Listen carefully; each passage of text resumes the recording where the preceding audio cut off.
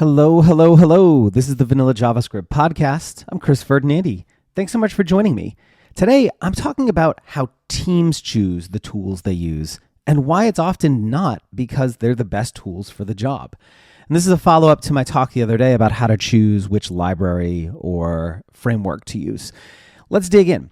So there's a pervasive belief that teams and organizations choose the tools they use to build and maintain their sites and apps because they're the best choice for the job. I often hear things like, if a company uses React, it must be because they tried it, tested it, found that it works well for them in the long haul. Otherwise, they'd stop and use something else. But in reality, companies often end up using tools that aren't the best fit for a wide range of reasons.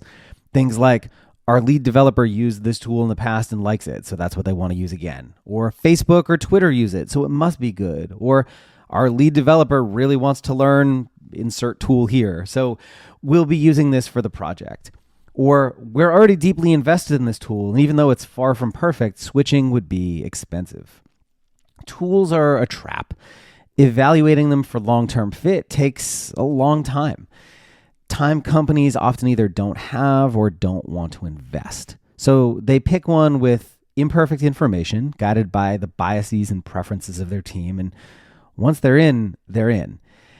A lot of folks find the idea that team lead preferences would govern big decisions like this implausible, but that's exactly what happened with the Mozilla Developer Network when they rebuilt themselves using React. And I'll drop a link to the GitHub repository where there's actually a discussion thread on this, but I am literally quoting from that thread right now.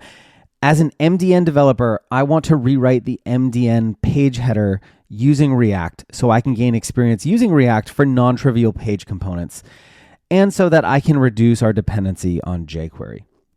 So just think about that for a second. They want to reduce their dependency on jQuery by adding another bigger library that's actually worse for performance so that they can try something new. And they're not removing their dependence on jQuery. They're reducing it. So now instead of just loading jQuery, you're reloading jQuery and React. So this is the kind of thing I'm talking about. These decisions are not always rational. A lot of times it's just, I'm bored. I want to learn something new.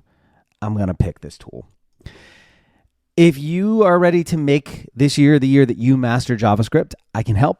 Head over to gomakethings.com to access a ton of learning resources, including free projects and lessons, books, courses, workshops, and my daily developer newsletter. That's it for today. See you next time. Cheers.